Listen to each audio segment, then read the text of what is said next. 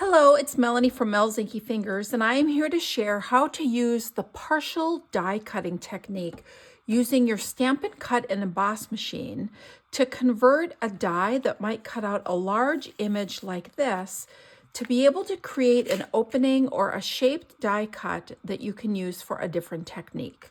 So I'm going to be showing this technique to you using the Filled with Sweetness stamp and die set, specifically this large die here.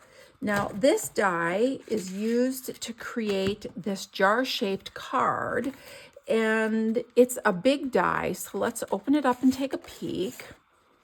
And I love when die sets include these large dies so that we can do shaped cards and large elements on scrapbooking projects or card projects. However, I wanted to create a jar that had shaker elements inside like this.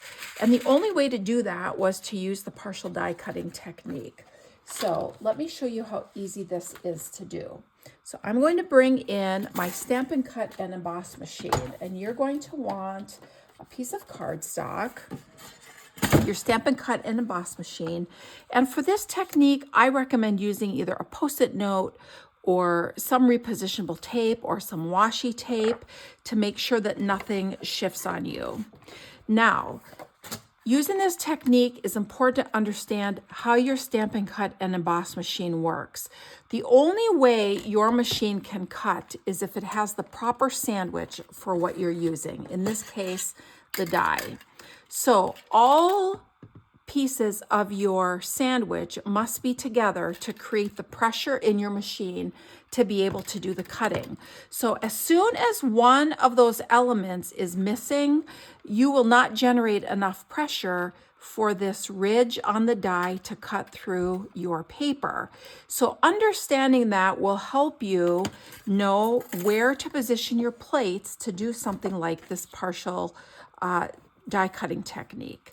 So I want to create a shape on my cardstock layer, and I am going to put it sideways so that it fits. And I'm going to turn it this way so that I can slide one of the plates out. I have my normal sandwich for cutting dies, all right? So here's the normal sandwich for cutting your dies. You can also do it like this. It's easy when you have the die towards the end of your sandwich. And I'm going to position it where I want it. And then I'm going to use a piece of washi tape just to hold it in place so that nothing shifts on me. And this fits fairly tight on this 4-inch wide piece of cardstock. So let me get my washi tape here and make sure it stays. All right. So then what I'm going to do is I'm going to take my white plate and I'm going to slide it so that it lines up. You can also do this with the top of your number 3 plate if you wanted to. If that's easier for you, you could slide that thin white plate out or adjust your top plate.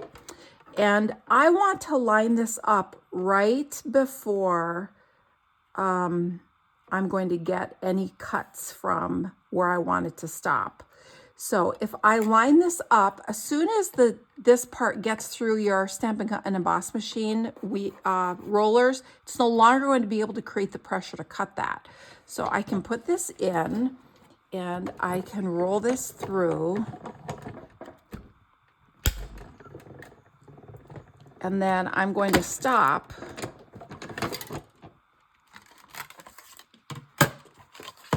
And you can see I no longer have cut marks right here from my die because I didn't have my plate over that area. So now I can remove this. Let me give you a close-up of that. You can see how the dies cut, and where it stopped cutting, that was the edge of my number 3 plate. So I essentially had my plate like this. And because I didn't have it completely underneath this whole edge of cardstock, this part of the die did not cut. And that's exactly what I wanted, because I'm going to pull this off. And now what I can do is I can take my scissors, or I can put this in my paper trimmer, and I can cut right down that edge to create my opening. So let's bring my paper trimmer in. And I'm going to put this right in here.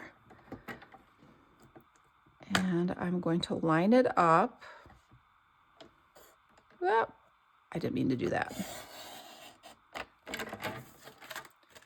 And now I can just finish trimming this. And now what I have done is I've taken that shaped die that would normally create a full die cut, and I've created an opening in my cardstock layer that I can now do different things with. I could use this as a mask and do some stamping or ink blending techniques with this. I can use it as a window for a shaker card, which is what I did on this particular project, or any other techniques where you need a window to create your project. So I hope this helped, and I hope you give partial die cutting a try. Thank you.